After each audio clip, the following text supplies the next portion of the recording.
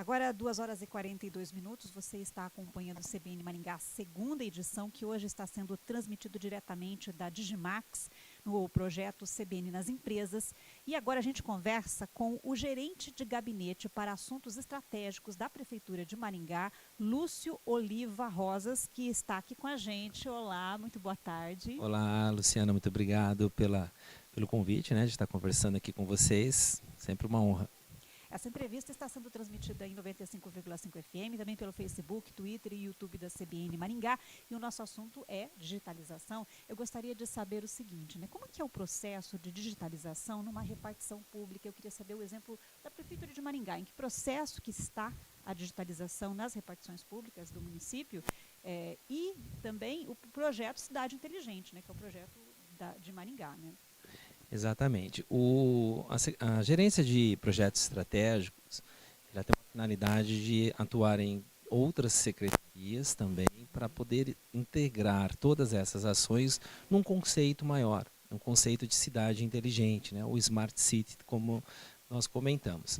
Primeiramente, nós fizemos uma análise de Maringá com todos os seus serviços, comparando com outras cidades do mesmo porte, e isso baseado em índices de ISO, também a 37122, que detém lá 10 indicadores específicos, 10 eixos com mais de 70 indicadores, que desenham o que é uma cidade inteligente. Então, nós nos baseamos nesse estudo e percebemos que Maringá hoje ela é a 25ª cidade do Brasil em Smart City, e é a 9ª do Brasil com cidades até 500 mil habitantes. Então, este foi o nosso norte, o que nós somos, o que nós podemos fazer e para onde a gente quer chegar. Então, ao detectar o que nós somos, os nossos equipamentos, as nossas potencialidades, o que a gente pode fazer agora num período curto de tempo para que a gente possa melhorar os nossos índices, automaticamente melhorar a condição de Maringá dentro do conceito de cidade inteligente. Nós optamos então por esses estudos, chegar na parte de digitalização, atuando inicialmente no governo, na Secretaria de Governo, ou que a gente chama de governança digital, que é transformar todos os nossos serviços disponíveis à população de uma forma que evite para as pessoas, às vezes, um incômodo, que é, por exemplo, se dirigir a uma repartição pública. Então, fazer os serviços dentro de aplicativos, que aí o uso das ferramentas tecnológicas, seria uma das saídas para facilitar a vida do cidadão. Então, a partir do momento que ele queira fazer um processo, ou uma reclamação, ou uma solicitação, que seja uma poda de árvore, uma solicitação de um licenciamento, esses serviços eram muito demorados, muito burocráticos, o seu processo inicial. Então, agora a gente começa, através de tecnologia, facilitar esses processos, fazendo com que o cidadão possa fazer isso por plataformas digitais. Então, o primeiro momento de atuação foi nisso, e hoje nós já temos o SEI, o Serviço Eletrônico de Informação, que todos os processos administrativos eles já são operados pelo SEI. Para você ter uma ideia, hoje nós já temos 20 mil processos digitalizados dentro da Prefeitura, e todos eles são feitos dessa forma.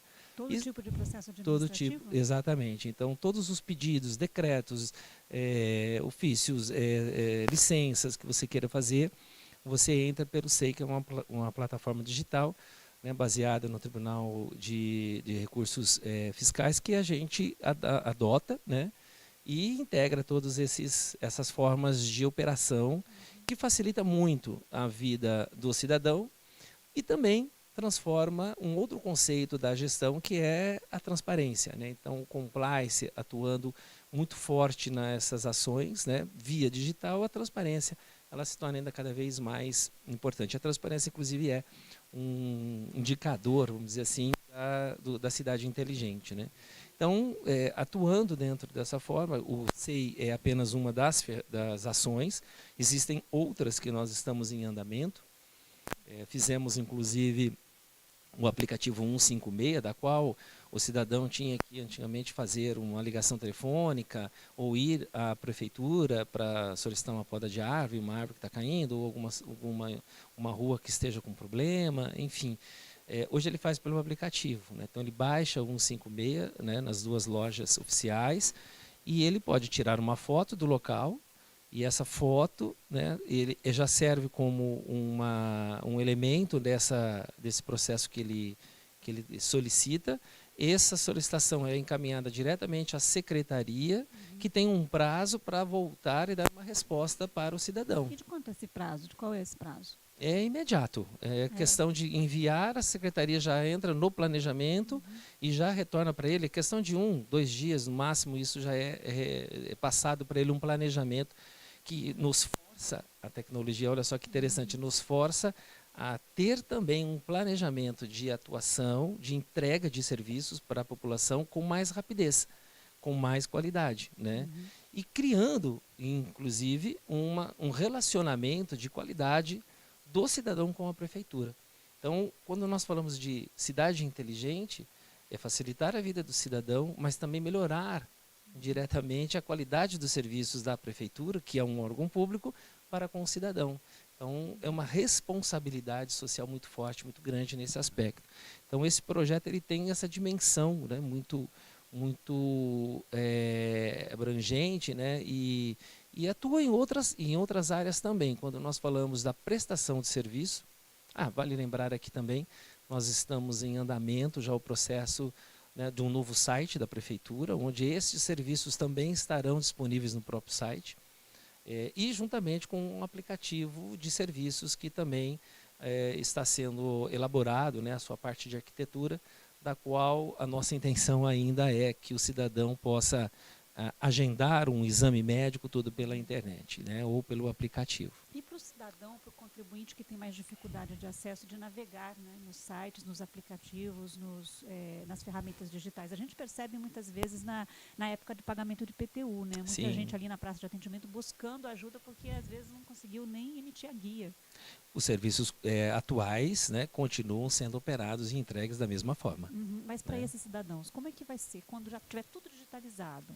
Ainda vai ter uma parcela de cidadãos com mais dificuldade? Vai sim, não, com certeza. Quanto aos processos do SEI, quando eu comentei para você, todos eles já são hoje intuitivos, né, tanto na sua própria aplicação, por uma questão até de proteção de dados, né, é o indivíduo que tem que fazer todo o cadastro, ele não pode ter o apoio de alguém, por exemplo, a elaboração de uma senha, alguma coisa nesse sentido. Então, há uma política de informação, né, de comunicação, uma campanha muito intensa, que hoje nós estamos fazendo nas áreas segmentadas. Então, começamos com os contadores, vamos para os administradores, né, a associação comercial. Enfim, há um trabalho grande para que a gente possa fazer com que aquelas pessoas que utilizam desses serviços mais burocráticos tenham uma instrução que lhe permita atuar no âmbito digital mesmo com pouca experiência, né? É disponível pelo site da prefeitura também, mas eu posso te dizer que nesses poucos meses, esses 20 mil processos nos deixou bastante contente por entender assim que as reclamações por não saber utilizar o processo são muito pequenas, fazem parte de um processo e que aí a gente começa a ter, né, também um cuidado muito especial, mas a evolução está muito rápida nesse sentido. E a segurança? Deixa seus dados ali no sistema da prefeitura. Exatamente, por isso que a base do sistema ele é do Tribunal de Contas, então já provém de uma política de segurança, né, altamente comprovada, e a questão também do atendimento da Lei de Proteção de Dados, né? Então, a prefeitura está muito bem segura nesse aspecto. A pandemia acelerou todo esse processo de digitalização, inclusive nas repartições públicas? Eu acredito que sim, em algumas áreas um pouco mais, outras talvez um pouco menos, né? Mas a pandemia é um divisor de águas para o comportamento do cidadão, e aí a gente vamos falar assim, vamos ampliar um pouco mais o discurso, né? O comportamento do consumidor quanto a tudo que ele pretendia mudou, né? Então, tanto lazer, entretenimento, educação, a própria indústria, o comércio, adotaram comportamentos diferentes, né? obrigados a atuar dentro do mundo digital com maior rapidez. Então, ele foi realmente um impulsionador nesse sentido, né? Uma curiosidade, em relação a multas, né? Multas que são aplicadas aos contribuintes, a notificação é digital também? Sim, também. Não tem notificação física? Tem a notificação física, mas ele é notificado, igual a gente é notificado por uma nova, um novo programa que você segue, né? Você recebe uma notificação, olha, tem um programa novo, é a mesma forma, a notificação é avisada, o cidadão ele pode entrar, ver qual que é a multa, ele pode baixar o PDF que seja da multa para pagar de diferentes formas. Então, o mundo digital está fazendo parte do dia a dia de um relacionamento privado também agora dentro do setor público. Toda vez que a gente fala em combate à dengue, a gente fala também sobre a limpeza de terrenos, tem terrenos particulares, né? Como é que está essa questão? Também tudo digital, né? Tudo digital. A roçada de terrenos. Exatamente. Muitas pessoas ainda seguem. Deixa eu me corrigir aqui, nem tão muitas pessoas, mas assim, é até interessante que às vezes o cidadão entra em contato com a prefeitura também por diferentes canais. As nossas redes sociais são muito intensas quanto a um relacionamento. Então o cidadão ele manda para nós, olha, endereço tal, tá com o mato cresceu demais, que vocês vão fazer? As redes sociais, nós encaminhamos aquela imagem para a secretaria e ele faz a atuação. Mas veja, ele pode fazer diretamente para o 156, porque é importante o registro, tá, de uma notificação do cidadão para com algum serviço, né, que precisa ser entregue, para gerar, né, todo esse controle também, mas as redes sociais servem de canal para poder responder ao cidadão. A orientação para ele utilizar o 156. Então, e por que ele faz isso? Porque ele está ali no lugar, ele já tira a foto, cita o endereço e isso faz então acionar, né, todo o sistema para a roçada do terreno que ele tem. Limpe o terreno. É notificado, sim. Nós não podemos, porque muitas nós vezes não podemos atuar no privado, né? Às vezes o dono do imóvel nem mora em Maringá, exatamente. Né? Daí sempre tem aquele problema, o terreno está há muito tempo sujo, isso acontece. Né? Ou então a prefeitura tem que limpar, né? Você precisa notificar, passar pelos trâmites normais para que depois a prefeitura possa fazer a roçada e fazer depois o reembolso desse custo pelo proprietário. Isso é possível através das taxas, através do cadastro do próprio imóvel. Nós não podemos deixar um terreno, né, que é privado, sujo, muito tempo. E a digitalização, de certa forma, ou principalmente a digitalização, acelerou esse processo. Não tenha dúvida disso. Vem acelerando bastante, né? E um outro caminho que nós estamos trabalhando quanto a conceito de cidade inteligente é a conectividade. É um projeto também muito abrangente, porque da mesma forma que eu digitalizo os meus serviços, facilita o cidadão entrar em contato comigo.